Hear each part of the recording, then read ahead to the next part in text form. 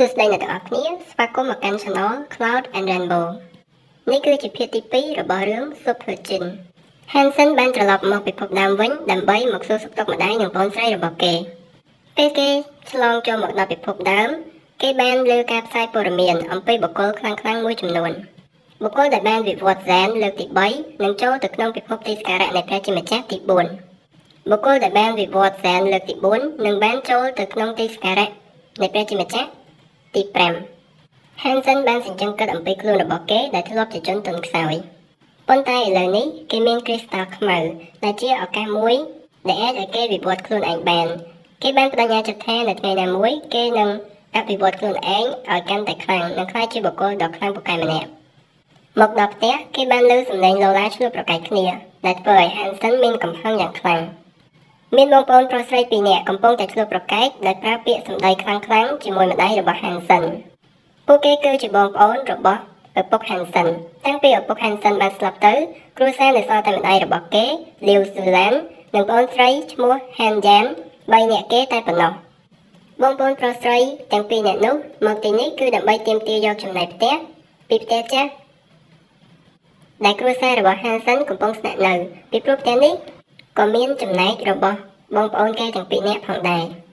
គេបានសិក្សាពីតម្លៃផ្ទះបច្ចុប្បន្នហើយបានដឹងថាផ្ទះចាស់មួយនេះអាចលក់បាន$3 លានLivoគេទាមទារឲ្យម្ដាយ Hansen បែងចែកចំណែកផ្ទះជា3ហេតុនេះពួកគេនឹងទទួលបានលុយ$1 លានLivoក្នុងម្នាក់អ្នកស្រី Louis Sulan បានទទួលអង្វរពួកគេពីព្រោះនាងមិនមានប្រាក់ហើយក៏មិនអាចបាត់បង់ផ្ទះមួយនេះបាននោះដែរពីព្រោះកូនរបស់នាងសុទ្ធតែនៅក្មេងៗ Hansen ទើបតែចូលទៅក្នុងពិភពថ្មីមិនប៉ុន្មានទេចំណែក Han Yan កំពុងតែរៀនការអប់រំកំហិតរួមបញ្ចូលនៅឡើយសូមបងមេត្តាអាណិតដល់គ្រួសារពួកគេផងអ្នកស្រី Louis Sulan បានទទួលអង្វរពួកគេពីព្រោះនាងមិនមានប្រាក់ហើយក៏មិនអាចបាត់បង់ផ្ទះមួយនេះបានដែរកូនរបស់នាងនៅក្មេងៗ Hansen ទើបតែចូលទៅក្នុងពិភពថ្មីមិនបានប៉ុន្មានឯ Han Yanកំពុងតែរៀនការអប់រំកំហិតរួមបញ្ចូលនៅឡើយសូមបងមេត្តាអាណិតដល់គ្រួសារពួកគេផង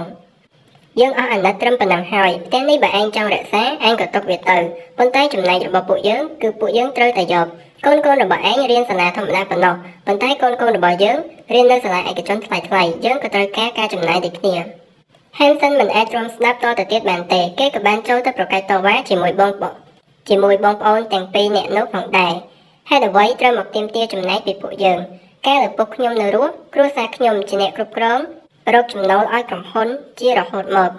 ពេលលក់សម្បត្តិគ្រួសារបានលុយយ៉ាងច្រើនមិនមានចំណែករបស់គ្រួសារខ្ញុំទេពេលជួបទុក្ខលំបាកត្រូវការលុយបន្ទាន់ឪពុកខ្ញុំជាអ្នកជួយពេលជំពាក់បំណុលគេរាប់លានដុល្លារដោយសារការលេងល្បែងស៊ីសងដែលត្រូវគេមកតាមទាវាធ្វើបាបសឹងតែស្លាប់ទៅហើយគ្រួសារខ្ញុំគឺជាអ្នកជួយដូចគ្នា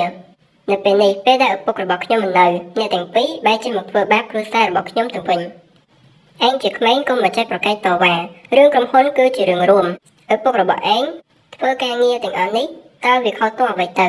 រឿងសម្បត្តិគ្រួសារឪពុកឯងមិនបានទាមទារនោះទេហើយក៏មិនថាអ្វីដែរឯរឿងពីមុនគ្រាន់ជាអតីតកាលប៉ុណ្ណោះរំលឹកវាមកបានប្រយោជន៍អីទៅទោះជាយ៉ាងណាពួកយើងមិនបានមកប្លន់ណាយើងមកទាមទារចំណែករបស់ពួកយើងត្រឹមត្រូវទៅតាមច្បាប់តែប៉ុណ្ណោះយើងមិនខ្វល់អ្វីនោះទេហើយក៏មិនចង់នៅប្រកែកអត់ប្រយោជន៍ជាមួយនឹងគ្រួសារឯងបន្តទៅដែររយៈពេល1ខែបើយើងមិនទទួលបានចំណែករបស់ពួកយើងទេយើងនឹងប្តឹងទៅតុលាការដើម្បីលក់ផ្ទះនេះយកចំណែករបស់ពួកយើងឲ្យទាល់តែបានថាហើយពួកគាត់ក៏ចេញទៅដែលធ្វើឲ្យ Hansen រត់តែខឹងម្ដាយរបស់ Hansen ពិបាកចិត្តជាខ្លាំងនាងព្រួយបារម្ភអំពីកូនរបស់នាងមិនចង់បាត់បង់ផ្ទះចាស់មួយនេះនោះទេ Hansen បានលួងលោមម្ដាយនិងប្អូនស្រីកុំឲ្យបារម្ភពេកអី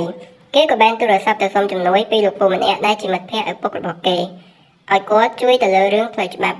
ប៉ុន្តែជាការសោកស្ដាយគាត់មិនអាចជួយបានទេពីព្រោះទៅតាមផ្លូវច្បាប់បងប្អូនទាំងពីរនាក់នោះពិតជាមានចំណែកទៅលើផ្ទះចាស់មួយនេះមែន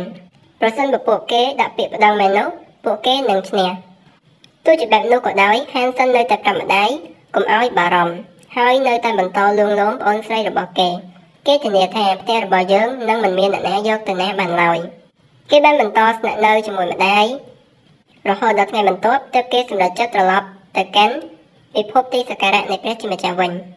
នៅយប់នោះ Hansen បានគិតអំពីផែនការរកលុយ2លាននៅក្នុងមួយខែផងដែរគេយល់ថាគេត្រូវតែចេញប្រមាញ់និងយកសាកសពរបស់សត្វសាហាវយកទៅលក់ដើម្បីបានកម្រៃខ្លះប៉ុន្តែប្រភេទសត្វសែនធម្មតាមានតម្លៃថោកណាស់ហើយសឹងតែមិនមានអ្នកត្រូវការវាទេឯសត្វបុរាណវិញមានតម្លៃឯសត្វបុរាណឬសត្វបុព្វកាយវិញមានតម្លៃគ្រាន់បើចំណែកឯសត្វលំដាប់ផ្លាស់ប្ដូរមានតម្លៃថ្លៃមិនបាននិយាយដល់សត្វលំដាប់សែនឈាមពិសិដ្ឋនោះទេវាជាសត្វកម្រទៅហើយបើតាមសមត្ថភាពរបស់គេ Hansen មិនអាចសម្លាប់សត្វកម្រិតផ្លាស់ប្ដូរបានឡើយទេប៉ុន្តែចំពោះសត្វបុរាណប្រហែលជាមិនមានបញ្ហាឡើយពីព្រោះគេមានអាក្រមាដែលអាចការពារខ្លួនរបស់គេប៉ុន្តែសត្វផ្លាស់ប្ដូរគឺមានតម្លៃថ្លៃហេតុនេះបើគេប្រើគ្រីស្តាល់ខ្មៅដើម្បីបំផ្លាញសត្វលំដាប់សែនបុរាណទៅជាសត្វលំដាប់សែនផ្លាស់ប្ដូរនោះពិតជាល្អប្រសើរណាស់ហើយគេនឹងធ្វើបែបនេះមកដល់ពិភពទីសក្ការៈនៃព្រះជាម្ចាស់វិញទីតាំងដែលគេឆ្លងមកដល់គឺជាបន្ទប់របស់គេនឹងឯងវាគឺជាកន្លែងផ្ទាល់ខ្លួនរបស់គេនៅក្នុងពិភពទីសក្ការៈនៃព្រះជាម្ចាស់ទី1នេះដែលវាស្ថិតនៅក្នុងជំរំដែកភាគដែក Hansen បានសម្ងួតសាច់បង្គោលបៃតងដែលគេមានដើម្បីទុកជាអាហារហូបតាមផ្លូវរួចហើយក៏ចេញដំណើរកែប្រមាញ់របស់គេគាត់បានដាក់គោលដៅទៅកាន់ហ្វូងសត្វមួយដែលមានឈ្មោះថា Swift Mantis ជាប្រភេទសត្វមួយនៅក្នុងលំដាប់សែនបុរាណដែលវាស័ក្តិសមសម្រាប់គាត់ពីព្រោះចំណុចខ្លាំងរបស់វាគឺល្បឿននិងកម្លាំងជើងខាងមុខហើយចំណុចខ្សោយគឺជារាងកាយដែលគេអាចប្រើដៃធម្មតាសម្រាប់សម្លាប់វាបានយ៉ាងងាយសត្វប្រភេទនេះមានរស់នៅក្នុងជ្រលងដែលមានឈ្មោះថា Jeffer ជាទីតាំងដែលឆ្ងាយគួរសមពីជំរំដែកភាគដែកហើយជាទីតាំងដែលមិនសូវមានមនុស្សទៅដល់ទីនោះនោះទេពីព្រោះពួកគេមិនចង់ស្លាប់ដោយសារតែល្បឿននៃការសម្លាប់ដ៏លឿនរបស់ពួកវាឡើយ Hansen បានធ្វើដំណើរយ៉ាងយូរគួរសមទម្រាំតែគេអាចទៅដល់នៅក្នុងការធ្វើដំណើរនេះគេក៏បានកោះហៅអាក្រមារួចជាស្រេចជាយូរមកហើយផងដែរគេមានការប្រុងប្រយ័ត្នជាខ្លាំងនៅពេលដែលចាប់ផ្ដើមចូលដល់តំបន់ជ្រលងភ្នំគេបានបន្ថយល្បឿននិងបង្កើនការប្រុងប្រយ័ត្នភ្លាមៗគេបានសង្កេតមើលជុំវិញដោយប្រុងប្រយ័ត្ននិងបន្តដំណើរយឺតៗភ្លាមនោះគេបានក្រឡេកទៅឃើញអ្វីមួយពណ៌បៃតងសឹងតែច្រឡំនឹងស្មៅដែលដកខ្ពស់នៅម្ដុំនោះនៅពេលដែលគេពិនិត្យវាបានច្បាស់វាគឺជាសត្វ Swift Mantis នឹងឯងជាសំណាងដែល Hansen គេបានឃើញពីមុននិងមិនបានឲ្យវាចាប់អារម្មណ៍ពីវត្តមានរបស់គេមកដល់នោះទេឆ្លៀតឱកាសល្អគេបានវាយប្រហារទៅលើវាភ្លាមប៉ុន្តែជាការចាប់ផ្អើលភ្លាមនោះវាបានដឹងខ្លួនមួយរំពេចហើយបានគេចចេញយ៉ាងលឿនហើយភ្លាមក៏បានវាយបកមកកាន់ Hansen វិញយ៉ាងខ្លាំងថែមទៀតផងវាពិតជាលឿនណាស់ការវាយបកនេះធ្វើឲ្យ Hansen តក់ស្លុតនិងភ័ន្តភាំងប៉ុន្តែជាការពិតទៅការវាយប្រហារនេះមិនអាចសូម្បីតែធ្វើឲ្យឆ្កូតអាវក្រមាបន្តិចផង Hansen បន្ទាប់ពីបាត់ភ័យតក់ស្លុតនិងយល់ពីស្ថានភាពច្បាស់គេលែងភ័យខ្លាចហើយបន្តប្រយុទ្ធយ៉ាងស្វាហាប់ដោយវាយប្រហារនៅពេល Mantis ចូលមកជិតគេរហូតគេអាចសម្លាប់បានសត្វ Mantis យ៉ាងច្រើនពីមួយទៅមួយរៀងរាល់ការស្លាប់របស់សត្វនោះសម្លេងនៅក្នុងចិត្តបានប្រាប់គេចំណុចថាសត្វ Swift Mantis មួយត្រូវបានសម្លាប់មិនមានព្រលឹងសត្វទេទីសាច់ដើម្បីទទួលបានពិន្ទុចំណូលលំដាប់សែនបុរាណ0ទៅ10ដោយចៃដន្យខណៈពេលនោះដែរមានមនុស្សម្នាក់បានមកដល់ទីនោះដោយមុននេះគេបានវិលត្រឡប់មកពីការតាមរកប្រភេទសត្វលំដាប់ផ្លាស់ប្ដូរនិងឈាមពិសិដ្ឋដើម្បីរាយការណ៍ឲ្យក្រុមរបស់ Chen Xuan មកប្រមាញ់ហើយគេនឹងបានចំណែកក្នុងក្រុមផងដែរគេឈ្មោះ Su Xiaoqiao ជាសមាជិកម្នាក់នៅក្នុងក្រុម Chen Su ជាសមាជិកក្រុមរបស់ Chen Xuan ដែលការពិតទៅគេគឺជាអ្នកមានម្នាក់ដែលមានម្ដាយជាអ្នកមានមុខមាត់ក្នុងសង្គមផងដែរគេមានទ្រព្យសម្បត្តិយ៉ាងច្រើនប៉ុន្តែគេទទួលបានពិន្ទុមិនទាន់គ្រប់គ្រាន់សម្រាប់ការវិវត្តលើកទី1នេះនោះទេគេមិនអាចរកទិញសាកសពសត្វលំដាប់សែនផ្លាស់ប្ដូរបាននោះទេដោយសារតែមិនមានអ្នកណា